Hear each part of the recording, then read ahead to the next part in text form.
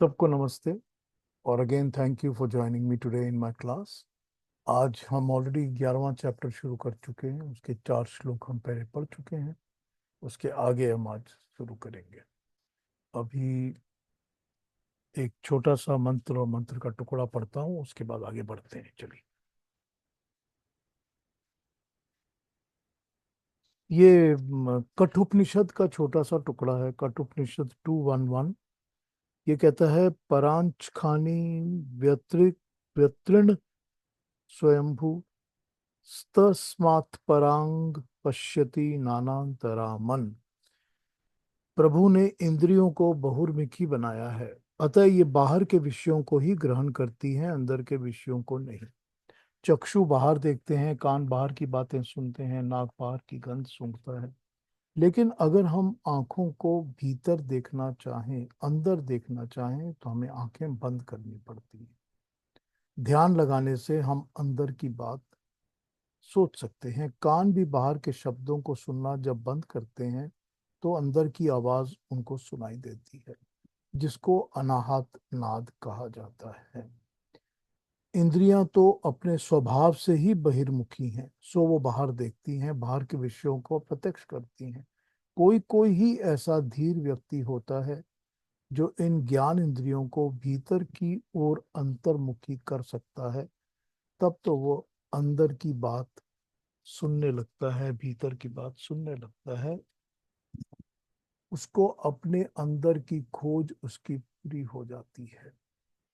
अब हमने आज जो पढ़ना है आगे और जो देखेंगे, अल्टीमेटली तो जब हम अपने आप को बाहर की दुनिया से डिटैच करते हैं, तभी हम अपने अंदर की दुनिया को जागृत करते हैं, या अंदर की दुनिया की तरफ हम ध्यान दे सकते हैं। ये बहुत जरूरी है, क्योंकि नहीं तो सामने कुछ ना कुछ चलता रहता है तो फिर मन इधर उधर भटकता रहता है, ध्यान भटकता रहता है। तो अगर अपनी खोज करनी है, अपने आप को ढूंढना है, तो बाहर से अपने आप को डिटैच करना ही पड़ेगा।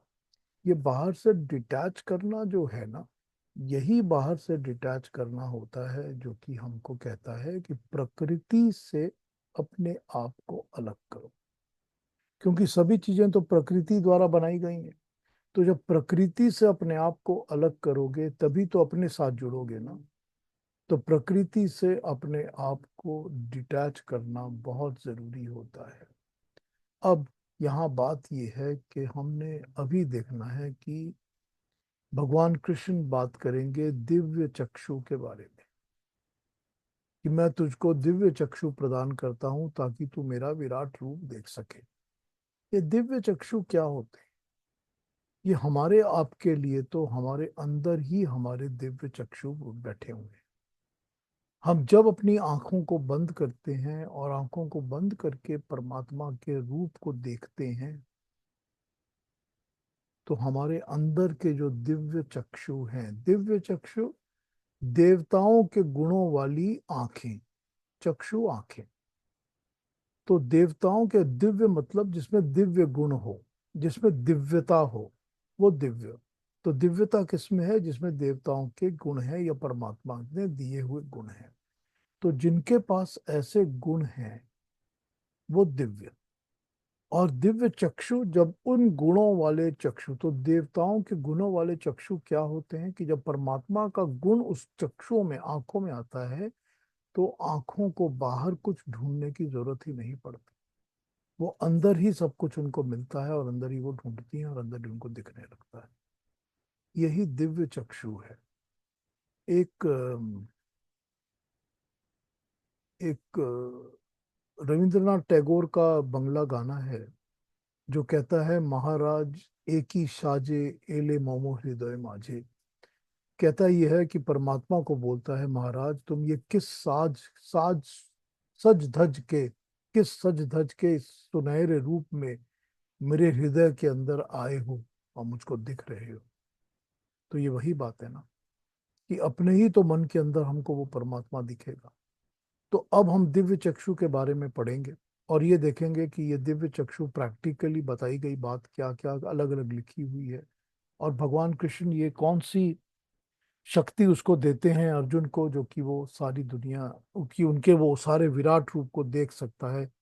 या यूं कहा जाए कि जिस तरह हम कहते हैं कि पिंड में ब्रह्मांड होता है, वो सारे ब्रह्मांड को ही भगवान कृष्ण के पिंड में देख सकता है।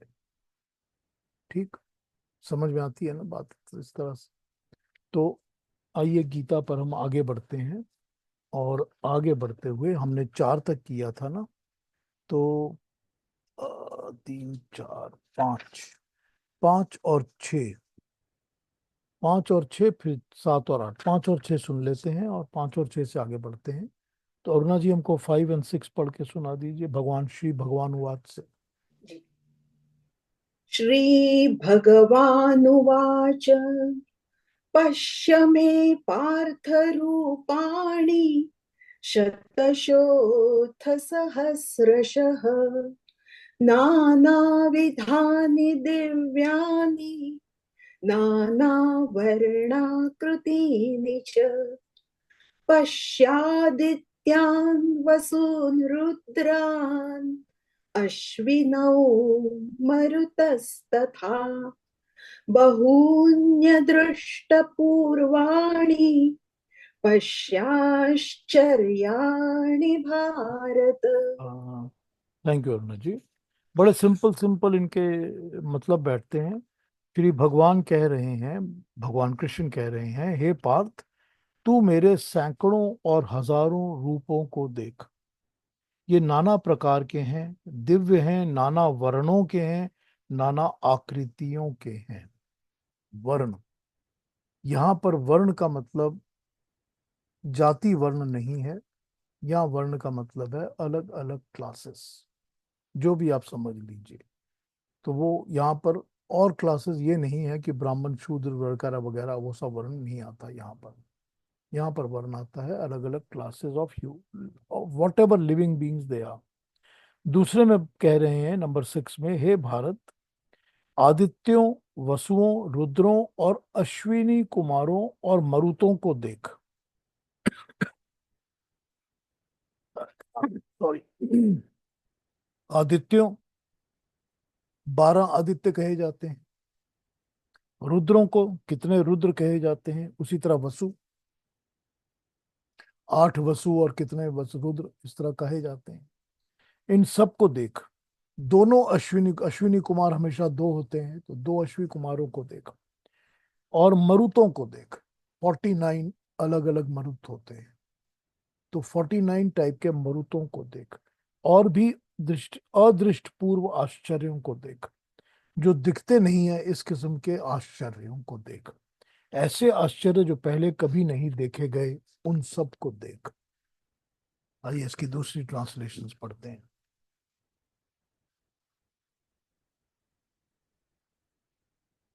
Shri Bhagavan says, Arjuna, behold my manifold, multifarious divine form of various colors and shapes, in their hundreds and thousands. Behold in me, Arjun, the 12 sons of Aditi, the 8 Vasus, 11 Rudras. So 12 Aditi, 8 या 12 अदिति के पुत्र, जो अदिति के 12 पुत्र हैं वो आदित्य हैं, तो 12 आदित्य हैं। 8 वसु हैं और 11 रुद्र हैं, जो गॉड ऑफ डिस्ट्रक्शन हैं। The 2 Ashwini Kumars, the twin born physicians of god, and the 49 Maruts, the wind gods, and witness many more wonderful forms that you have never seen before. जो 12 आदित्य होते हैं, ये जो 12 स्टेजेस ऑफ सन होती है, जिसको हम अलग अलग महीनों में बांट लेते हैं। ये कहते हैं कि जनवरी, फरवरी, मार्च, अप्रैल, ये हमने 12 बनाए हुए हैं। इसी तरह से जो हमारे कैलेंडर्स बने हुए हैं, जिनमें कहा जाता है कि ये चैत मास है, ये वसंत का मास है, अभी भाद्रपद चल रही है, तो जब ये जो माह महीने बने हुए हैं ना, ये होते हैं 12 आदित्य। क्योंकि वो सूरज की अलग अलग पोजीशंस होती हैं इन 12 महीनों की, उसी के हिसाब से महीने बने हुए हैं। तो इन्हों को ही 12 आदित्य कहते हैं। ऐसे ही वसु, जो वास करते हैं इस पृथ्वी में, अलग अलग किस्म की 8 एनर्जीज। फिर उसके बाद जो रुद्र हैं या 11 रुद्र बताए गए हैं, जो अलग अलग टाइप के रुद्र हैं, जो कि अलग अलग क्रिएशन रिक्रिएशन का काम करते हैं। अश्विनी कुमार दो होते हैं, मतलब जो भी ट्विन होते हैं, जो भी जोड़ा होता है, दिन और रात का जोड़ा है, सुख और दुख का जोड़ा है, इस तरह से दो भी जोड़ा होता है, उसको अश्विनी कुमार की क्रिएशन कही जाती है, कि अश्विनी कुमार जोड़ा बनाते हैं। और उसके बाद वो कहते हैं कि अश्विनी कुमार जो जोड़ा होता है, वो जोड़ा ही इंसान को ट्रीट करता है, उसकी इलाज करता है। तो अच्छा बुरा दोनों होता है, तो इसीलिए उसका इलाज अच्छे से होता है। जब उसमें बुरा हो जाए तो अच्छा और बुरा दोनों उसमें आता है, तो इस किस्म से अश्विनी कुमार को कहा जाता है। और मरुत तो मैंने आपको बताया अभी 49 टाइप्स ऑफ मरुत होते हैं। मरुत होती हैं हवाएं जिनसे वायु बनते हैं, मारुत। 7 कैटेगरीज की होती हैं, 7 into 7, 7 types of maruts, and all of them have 7 classifications in them. कभी मरुत पे टॉक कर सकता हूँ तो समझा भी सकता हूँ कि कैसे कैसे क्या क्या होते हैं मरुत। और दूसरी ट्रांसलेशन देखते हैं। हे अर्जुन, मैं जिस विराट पुरुष का दर्शन नित्य करता हूँ, वो एक रूप तो नहीं, किंतु नाना रूपों का समुदाय है। इसमें रहने वाले सैकड़ों और हजारों नाना प्रकार के, नाना रंग के, आकृति वाले उन मेरे प्रीति भाजन, अभिमान और आसक्ति निवारक रूपों को देखा। हे भारत, आदित्यवान, वसून, रुद्रान, अश्विनों, मरुत। आदित्यों को देख, वसुओं को देख, रुद्रों को देख, अश्विनों को देख, मरुतों को देख, और आज तक जो तूने कभी नहीं देखा ऐसे बहुत से अचंभे देख।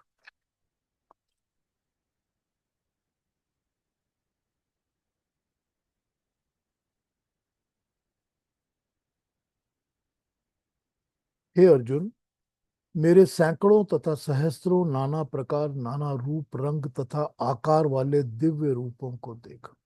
हे अर्जुन, आदित्यों को यानी अदिति के पुत्रों को, वसुओं को, रुद्रों को तथा दोनों अश्विनियों को देख। मेरे परमात्मा के बहुत से आश्चर्यजनक रूपों को देख, जो तूने पहले कभी नहीं देखे। आदित्य, वसु, मरुत इत्यादि को भी परमात्मा से निर्मित कहा जाता है। यहाँ उनके शरीरों से अभिप्राय है। कारण यह है कि शरीरों से ही आदित्य इत्यादि जाने जाते हैं। शरीर पंच भौतिक होने से परमात्मा ने बनाया है। पंचभूत परमात्मा की शक्ति से ही निर्मित होता है। प्रत्येक पंच भौतिक पदार्थ परमाणुओं की साम्यावस्था भंग होने से उसके बाद ही बनना शुरू होता है। अब यहाँ पर देखिए अलग अलग ट्रांसलेशंस क्या कहती हैं। ये तो ठीक है कि अभी तक पहले 4 श्लोकों में अर्जुन ने भगवान कृष्ण को कहा है कि आपने जो अपना 10th चैप्टर में जो बताया है कि हर चीज में, पृथ्वी की हर दिव्यता में, हर विशेष गुण में मुझको ढूंढ, मुझको देख, कि जितनी विभूतियां हैं उनमें तू मुझे देख, मुझको समझ, और वो विभूतियां मेरी ही रूप की हैं, मैंने ही बनाई हैं। इतना तो भगवान कृष्ण ने बताया। अर्जुन को समझ में तो आ गया कि हर विशेष चीज के अंदर, हर विभूति के अंदर परमात्मा है, भगवान है। तो वो कहता है कि अब मुझको और भी लालसा, और भी इच्छा हो रही है कि मैं आपके संपूर्ण रूप को देख सकूं। यही उसने प्रश्न पूछा है भगवान कृष्ण से। अब भगवान कृष्ण उसका उत्तर देते हुए कहते हैं कि देखो, जो तुम देखना चाहते हो देखो, कि ये जितनी भी चीजें हैं, जो भी ब्रह्मांड के अंदर, पूरी क्रिएशन के अंदर दिखती हैं, वो सब मेरे अंदर, मेरे रूप के अंदर समाई हुई है। किस तरह से समाई हुई है? क्योंकि बनाया भी तो उसको सबको मैंने ही है, तो मेरे ही अंदर समाई हुई है। फिर वही बात, इसी में वो इतने किस्म के आदित्य हैं, इसी में इतने किस्म के वसु हैं, इसी में अलग अलग तुम्हारे को रंग रूप सब दिखेंगे, जो कि तुमको आश्चर्यचकित कर देंगे, हैरान कर देंगे, क्योंकि ऐसी चीज तुमने कभी देखी ही नहीं। तो यहाँ पर समझने की बात बहुत छोटी सी है कि दिखेगा तो वो जिसका कि कोई रूप होगा। अगर रूप नहीं होगा तो हमको दिखेगा नहीं। तो दिखेगा तो वही जिसका कि कोई ना कोई रूप। तो जिसका रूप होगा वही दिखेगा। अब रूप होने के लिए ये बहुत जरूरी है कि वो चीज निर्मित हो, बनी हुई हो। अगर बनी नहीं होगी कभी भी तो उसका कोई रूप होगा ही नहीं, कोई साइज शेप्स कुछ होगा ही नहीं।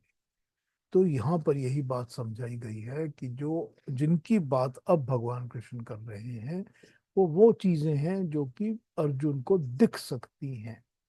ठीक है कि हमको नॉर्मल आंखों से नहीं दिखती आमतौर पे। जो भी चीजें ऐसी हैं जो हम इधर उधर देखते हैं संसार में, हमारी आंखें नहीं देख पाती, तो हमको समझना पड़ता है, समझ के हम दूसरी तरह से, कभी हम दूरबीन लगा के देखते हैं, कभी हम टेलीस्कोप से देखते हैं, कभी और भी दूसरी चीजों से, डिस्टेंस में कैमरास फिट करके उससे हम देखते हैं। तो जो हमको पास में अपनी आंखों से नहीं दिखती, हम दूसरे तरीके से देखते हैं।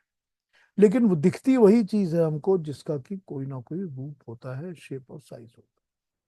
तो जिसका भी रूप होगा वो बनाया तो ये पंचभूतों नहीं होगा ना, वो बना तो इन पांच एलिमेंट से ही होगा। वो बना तो ये फायर वाटर अर्थ इन सबको मिलाकर ही बना होगा ना। तो ये बता रहे हैं कि इसका मतलब है कि जो निर्मित चीजें हैं वो हर निर्मित चीज परमात्मा ने बनाई। परमात्मा की शक्ति के बिना तो कोई चीज बनती नहीं। और जो क्रिएशन बननी शुरू होती है तब भी तो परमात्मा की शक्ति ही है जो क्रिएशन को बनाना शुरू करती है। तो सब चीजें तो परमात्मा का ही स्वरूप, ये भी तो वही विभूतियां ही है ना। ये भी तो विभूतियां ही हैं जो कि उनको दिखाने की बात हो रही है। तो ये विभूतियां जो हैं और जो बाकी बातें हो रही हैं, विभूतियों की फिजिकैलिटी को डिफाइन किया जा रहा है कि तुमको कोई ना कोई फिजिकल फॉर्म देखना है। कौन सा फिजिकल फॉर्म तुमको हम दिखाएं? ये फिजिकल फॉर्म को ही तो डिफाइन हो रहा है ना, किया जा रहा है यहाँ पर। तो ये फिजिकल फॉर्म ही जो है वो ऐसा है कि उस फिजिकल फॉर्म को ही हमने यहाँ पर भगवान ने कहा है, चलो तुम इमेजिन नहीं करना चाहते, तुम अपने अंदर के आंखों से इमेजिन करके नहीं समझना चाहते, तुम समझते हो कि मैं फिजिकली देखना चाहता हूँ, तो चलो कोई बात नहीं, मैं तुमको ये सब कुछ दिखा रहा हूँ। तो अब जब क्रिएशन बनती है हमारी, जब प्रकृति बन पूरी पूरी की पूरी क्रिएशन, सृष्टि सृष्टि जब बननी शुरू होती है, तो सृष्टि के अंदर ये सारी चीजें बनती हैं और बनने का काम करती हैं। पंच महाभूत काम करते हैं, 12 तरह के आदित्य काम करते हैं, रुद्र काम करते हैं, वसु काम करते हैं, ये सब चीजें अपने अंदर काम करती हैं, तभी क्रिएशन बननी शुरू होती है। या क्रिएशन बनती है तो बनकर टिकती भी इन्हीं के सहारे पर है।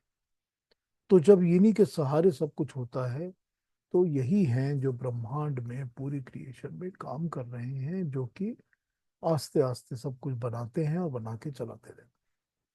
अब यही वो बता रहे हैं भगवान कृष्ण कि चल तू ये सब कुछ देख। जिस चीज को देख के तुझको आश्चर्य होगा, हैरान हो जाएगा, तो सोच नहीं सकता ऐसी ही चीजें हैं, वो भी तू सब देख। क्योंकि हमको तो ये क्रिएशन की चीजें दिखती नहीं है और देख के हैरानी होती।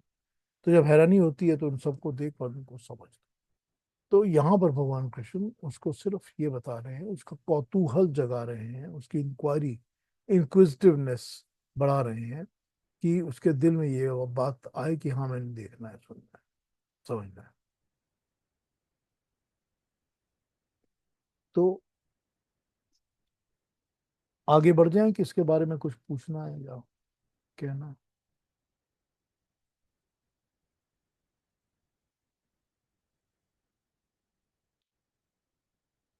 तो 6 और 7 भी पढ़ देते हैं, फिर 6 और 7 पे बात करते हैं, आइए। हाँ जी, हाँ जी।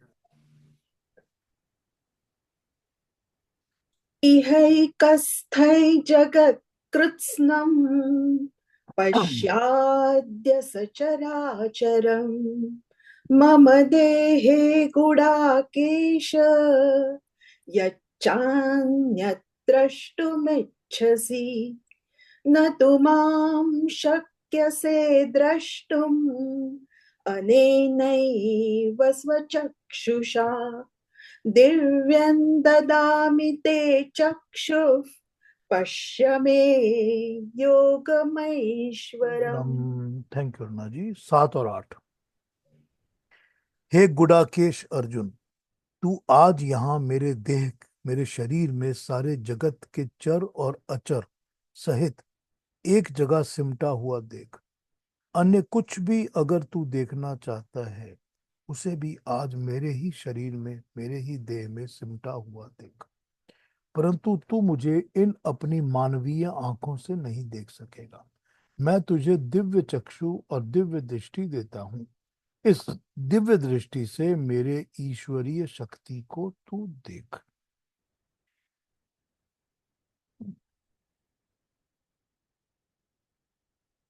सचराचरम, चर और अचर।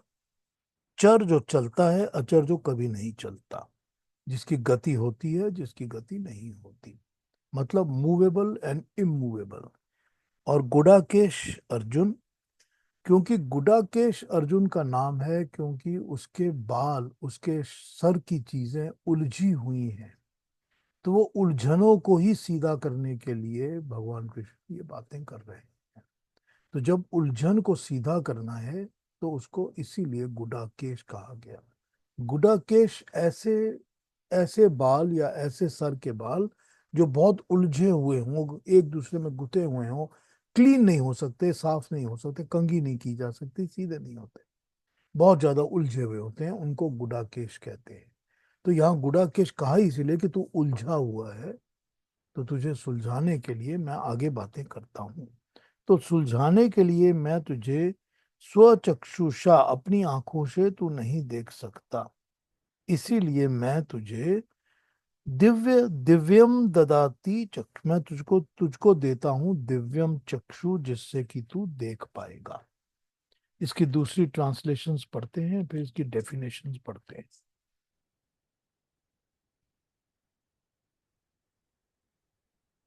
Arjun, behold, as concentrated within this body of mine, the entire creation consists of both the moving and unmoving beings and whatever else you desire to see. But surely you cannot see me with these physical eyes of yours. Therefore, I vouchsafe to you the divine eye. With this, you behold my divine power of yoga.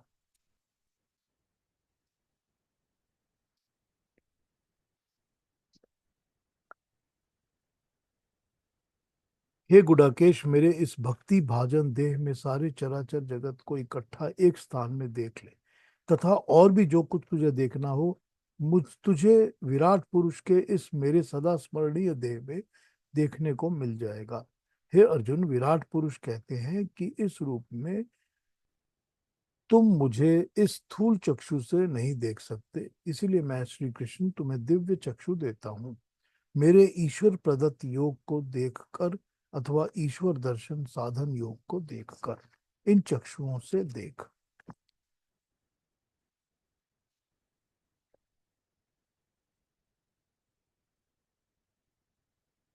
हे अर्जुन, हे गुडाकेश, मेरे इस परमात्मा के शरीर में एक स्थान पर स्थित चराचर सहित संपूर्ण जगत को देख, और जो भी कुछ भी तुझे देखना, तू देखना चाहता है, वो देख। इन प्राकृतिक नेत्रों से तू मुझ परमात्मा को नहीं देख सकेगा। इस कारण मैं तुझे दिव्य नेत्र देता हूं, जिससे तू मेरी योग शक्ति को देख सकता है। परमात्मा के शरीर का अभिप्राय है ये संसार में परमात्मा व्याप्त है। जगत को चलता फिरता आकाश में दिखाई देता है। जगत जो चलता फिरता आकाश में दिखाई देता है, वह तो उस संसार का एक छोटा सा अंश है। इसी कारण कहा है कि जगत परमात्मा के एक बहुत ही छोटे कोने में विद्यमान है। व्योम यानी स्पेस के अंत तक परमात्मा स्थित है, और व्योम के अंत का पता ही नहीं चलता। तो इस तरह से वो परमात्मा की बात करता है। अब मैं आपको पढ़ के सुनाता हूँ कि दिव्य दृष्टि जो दे रहे हैं, उसके बारे में क्या कहा गया है।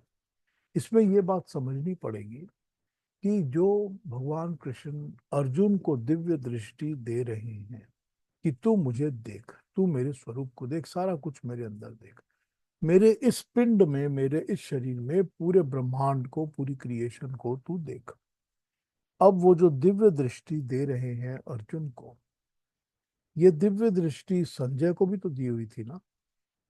तभी संजय भी तो सब कुछ देख सकता था, और संजय ही तो महाभारत को देखकर उसकी सारी बातें धृतराष्ट्र को बता रहा है। तो संजय भी अर्जुन के उस रूप, श्री कृष्ण के उस रूप को देख सकता है जो भगवान कृष्ण दिखाने वाले हैं। इसके अलावा इस किस्म की दिव्य दृष्टि तो व्यास मुनि के पास भी है, ऋषि व्यास के पास। वो भी तो देख रहे हैं ना। अगर वो इन चीजों को ना देखेंगे तो रिकॉर्ड करके, इन चीजों को डॉक्यूमेंटेशन करके हिस्ट्री बना के लिखेंगे कैसे? तो वो भी तो देख रहे हैं। तो यहाँ पर कम से कम 3 कैरेक्टर तो ऐसे हैं जिनको की दिव्य दृष्टि मिली है और वो देख रहे हैं। ठीक। चलिए पढ़ के बताता हूँ कि यहाँ क्या लिखा है। यह दिव्य दृष्टि जिससे अर्जुन संपूर्ण विश्व को श्री कृष्ण की देह में सिमटा हुआ देख सकेगा, क्या है? अलग अलग विद्वानों ने इसके बारे में भिन्न भिन्न मत बताए हैं। कई लोग कहते हैं कि श्री कृष्ण ने चमत्कार से अर्जुन को एक ऐसा आंखें दे दी जिससे भगवान कृष्ण के शरीर में ही उसे पूरा विश्व दिखने लगा। ऐसी कल्पना की कोई आवश्यकता नहीं है।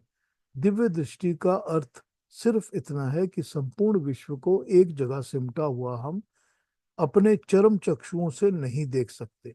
तभी 8वें श्लोक में कहा है कि तू अपनी मानवीय आंखों से ये सब कुछ नहीं देख सकेगा।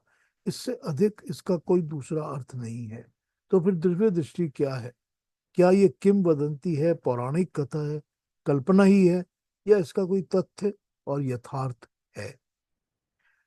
डॉक्टर राधाकृष्णन कहते हैं कि दिव्य दृष्टि सिर्फ कल्पना नहीं है, ये एक आध्यात्मिक अनुभव है।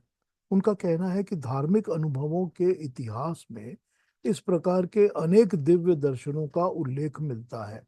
उदाहरण के लिए किसी ने एक दिव्य दर्शन का उल्लेख पहले भी किया है, जिसे हिल्डेगार्ड का नाम दिया था, जो इंसान था। तो वो हिल्डेगार्ड ने कहा कि उसे एक सुंदर मानवीय रूप के पुरुष में उसने देखा है।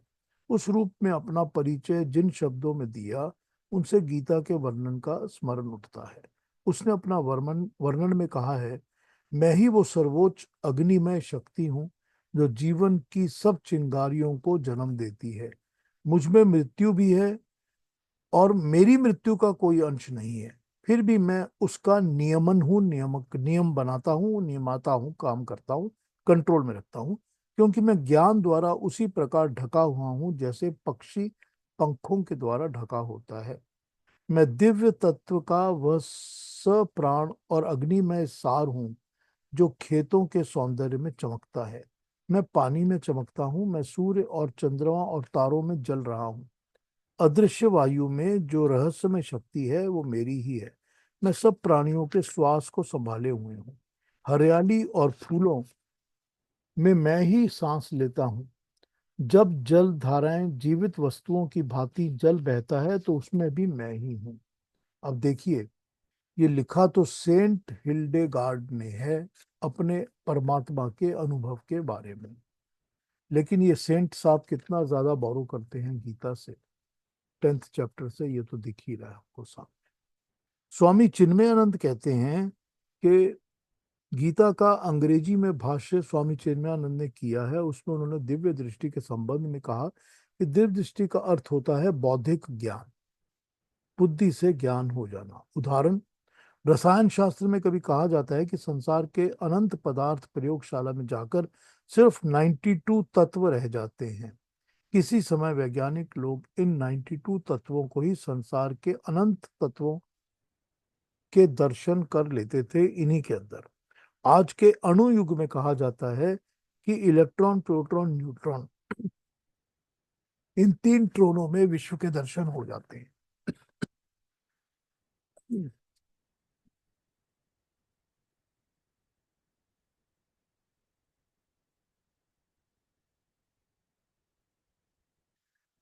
श्री कृष्ण ने अर्जुन को कहा है कि ब्रह्म तत्व में विश्व का दर्शन करा दिया। 7वें श्लोक में कहा है कि इस एक में सारा जगत मौजूद है। 13वें में फिर कहा है, 13th में,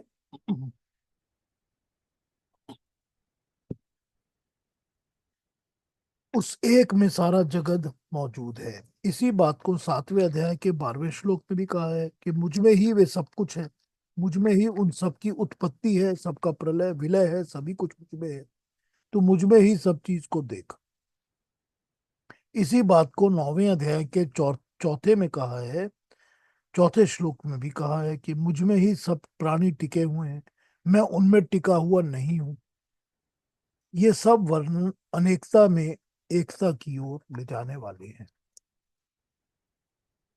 विभूतियों में विश्व दर्शन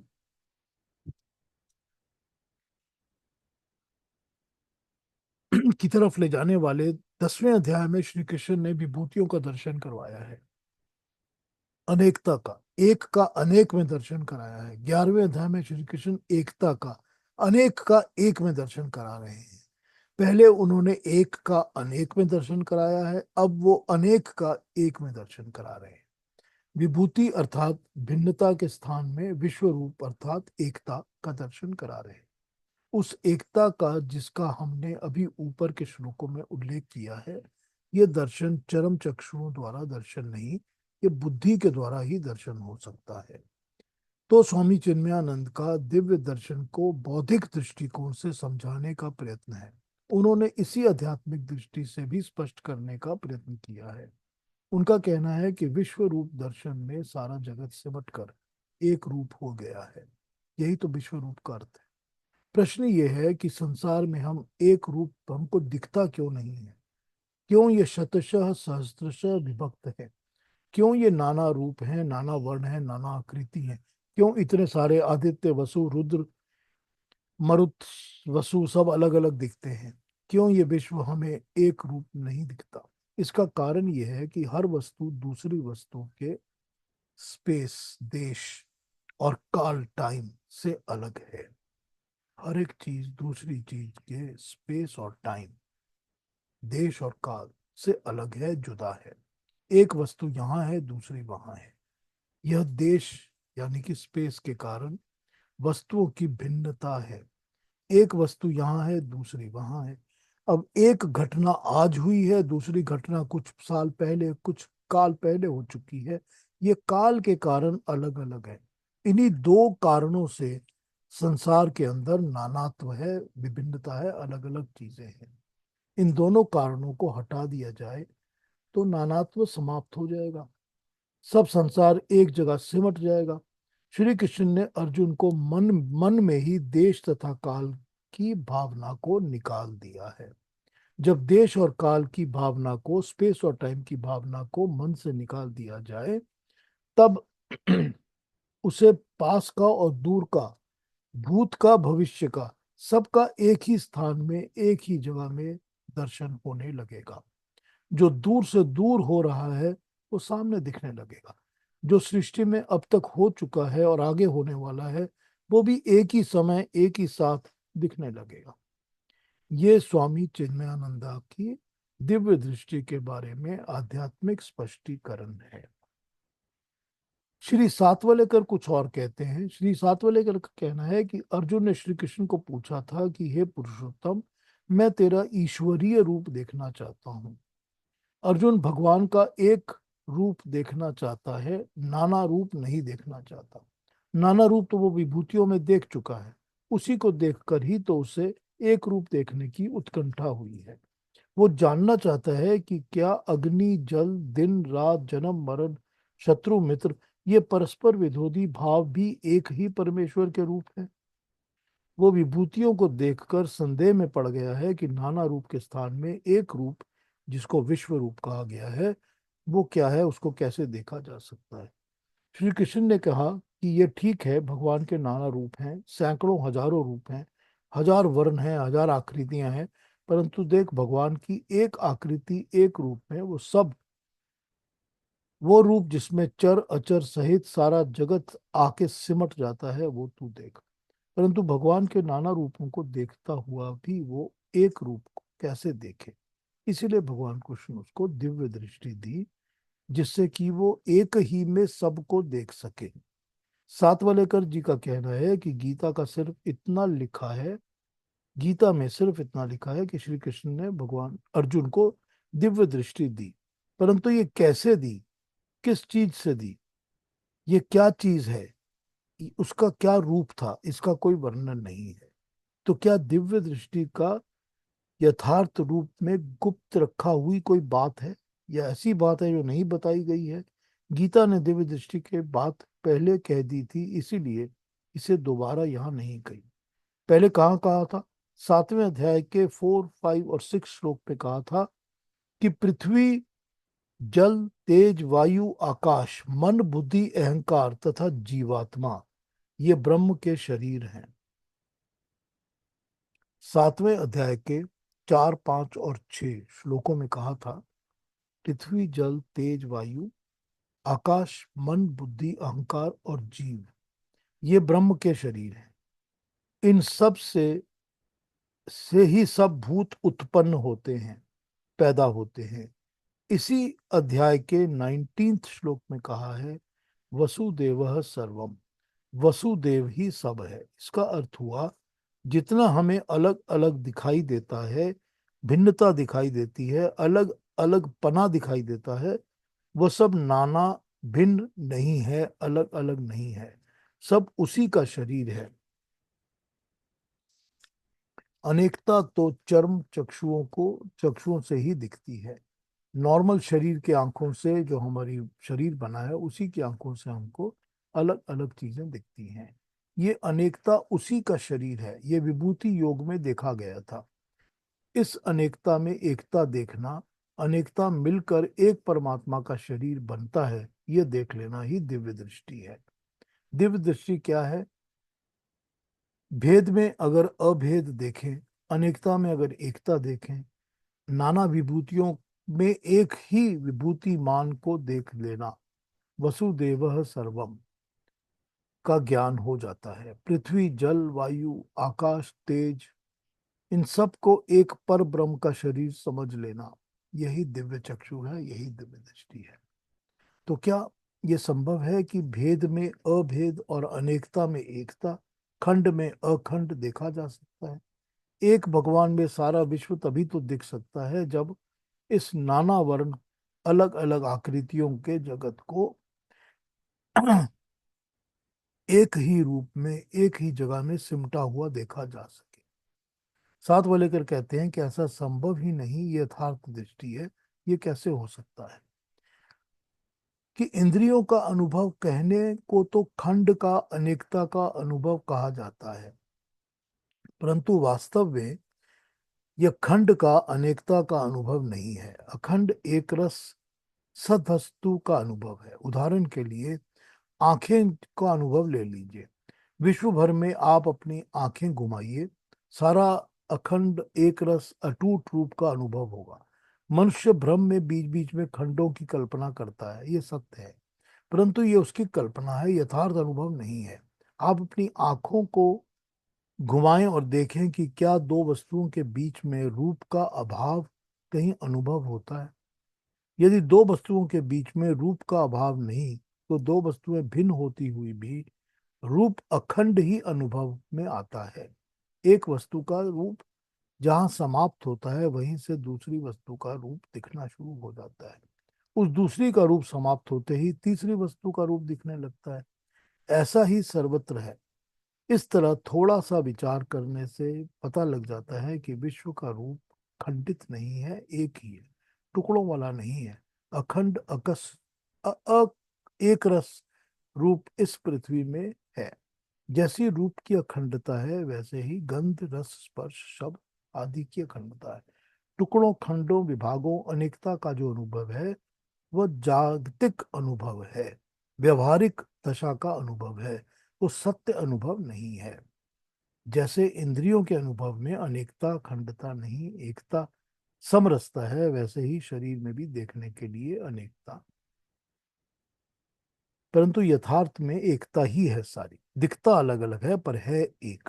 हम अपने शरीर में आंख, कान, नाक, हाथ, पांव, पेट, अवयव पृथक भावों से देखते हैं, परंतु इस भिन्नता के पीछे मैंपन का एक रूप ही मौजूद है, जो अनुभवों के नानात्व को मिटा देता है।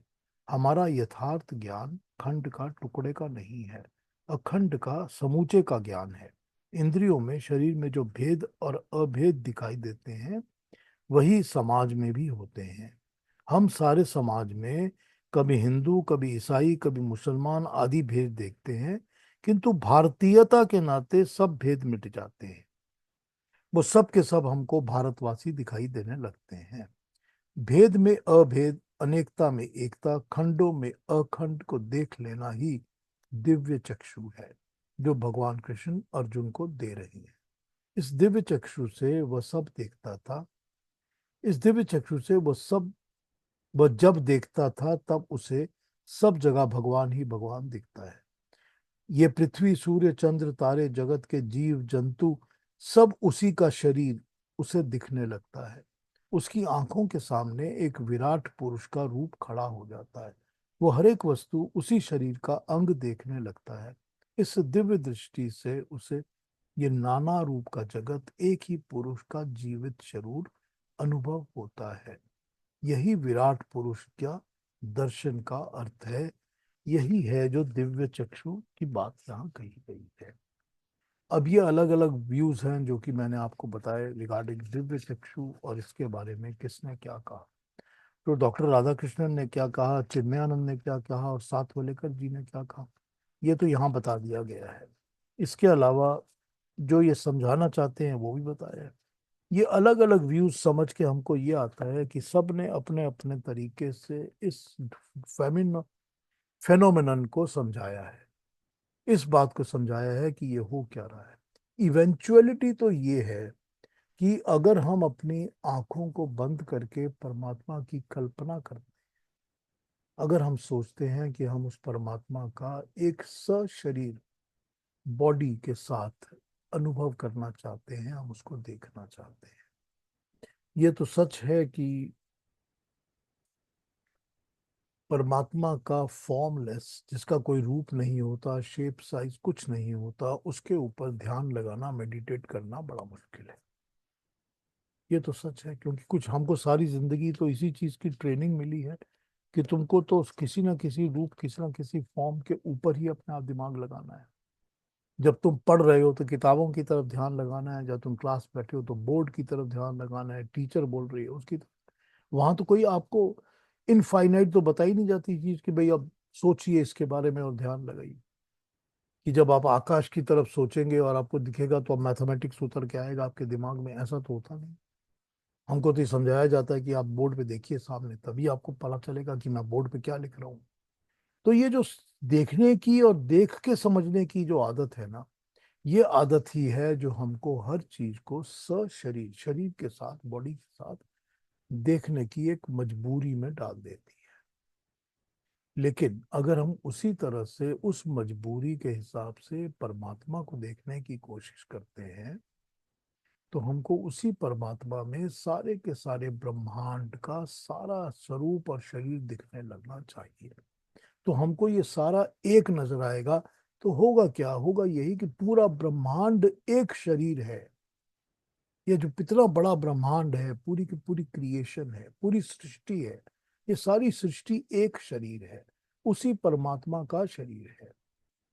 और उस परमात्मा के शरीर में इसी तरह से वायु भी है, जल भी है, अग्नि भी है, आकाश भी है, सब कुछ है उसी के अंदर।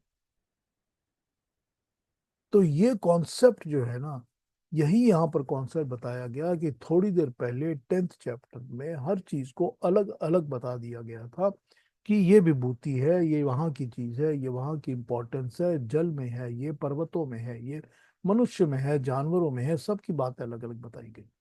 तो अलग अलग जगह आप अलग अलग तरीके से भगवान का अनुभव, ईश्वर का, परमात्मा का अनुभव कर सकते हो, क्योंकि हर विभूति में ईश्वर दिखता है।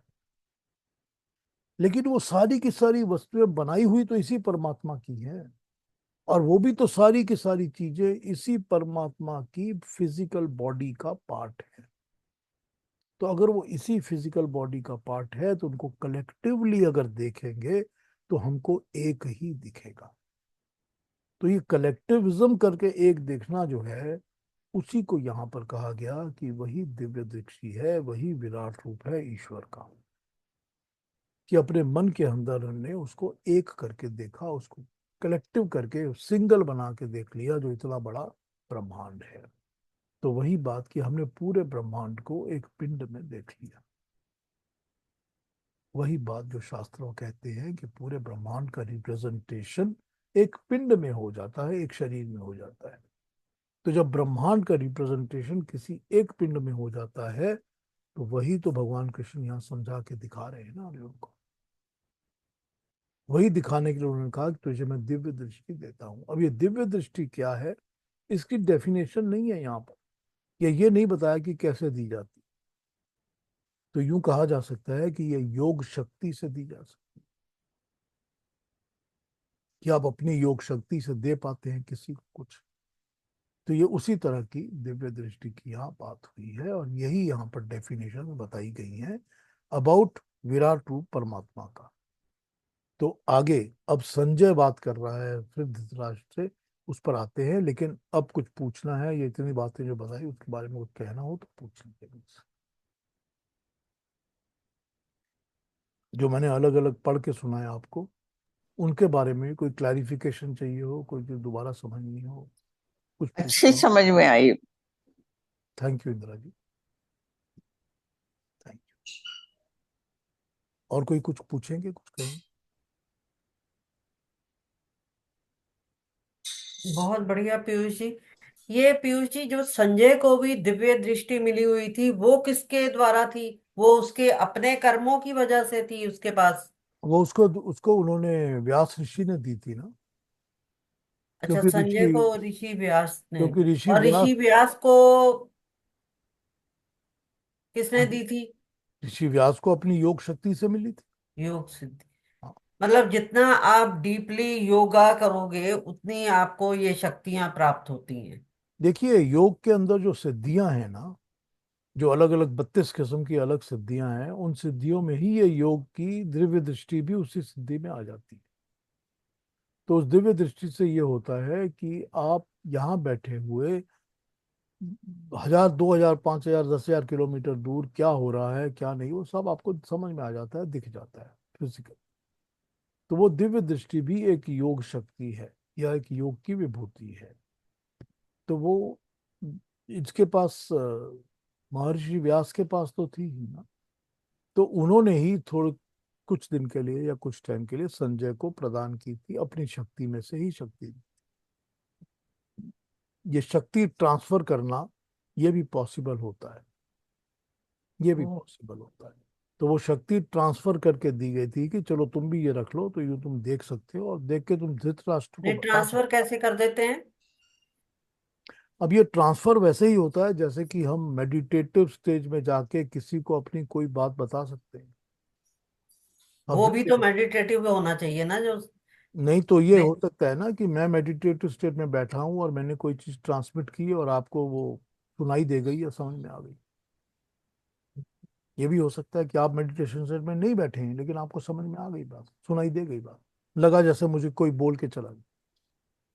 ये सब चीजें होती हैं दुनिया में। तो ये वही मेडिटेटिव स्टेट पे ही वो अपनी शक्ति को ट्रांसफर करते हैं, और ट्रांसफर करके उन्होंने, क्योंकि धृतराष्ट्र ने रिक्वेस्ट की थी उनको कि मैं तो कुछ देख नहीं सकता, तो मुझे पता नहीं चलेगा कि वॉर के ग्राउंड में क्या हो रहा है, कुरुक्षेत्र में क्या हो रहा है। तो उसको समझने के लिए मुझे आप संजय को दे दीजिए दृष्टि, तो ये देख पाएगा। अब इसमें मजे की बात यह है कि दृष्टि उसको मिल सकती है जिसके पास आंखें हों। धृतराष्ट्र को तो दृष्टि मिल नहीं सकती थी, उसकी तो आंखें ही नहीं थी। पर धृतराष्ट्र ने भी एक बार तो कृष्ण का पूरा रूप देखा ही था। नहीं, धृतराष्ट्र ने कभी नहीं देखा नहीं, जब वो संधि करने गए थे ना। जिस तब समय। भी तब भी धृतराष्ट्र ने तो देखा नहीं था। धृतराष्ट्र ने तो देखा नहीं था, तब भी भीष्म ने देखा था, या दुर्योधन ने देखा था, या कर्ण ने देखा था। लेकिन धृतराष्ट्र ने नहीं देखा था। तो धृतराष्ट्र ने तो अभी भी नहीं देखा, उसको तो अभी संजय ही बता रहा है जो बता रहा है, देख। ठीक है ना। बहुत। डीप बातें हैं, थोड़ा सोचना पड़ता है इनके ऊपर। और क्या, और कोई कुछ पूछेंगे, बताइए।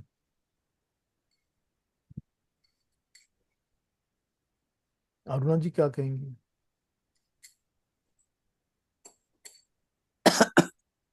बहुत ही अच्छा लगा पीयूष जी। कभी कभी तो मुझे मैं क्या बोलूं ये समझ में नहीं आता। कुछ दिन पहले मैंने, यानी मुझे ऐसे लगता है कि हम कितने खुशनसीब है कि हमें ये सब ज्ञान हमारे पास है। आपके थ्रू अभी हमें मिल रहा है, लेकिन है जो सातवलेकर जी ने एक्सप्लेनेशन दिया है, वो तो सुन के मैं हैरान रह गई। इन द सेंस, कुछ दिन पहले मैंने अपोलो 13, जो चांद का मिशन था मून पे भेजा गया था, काइंड ऑफ फेल्ड मिशन रहा वो, लेकिन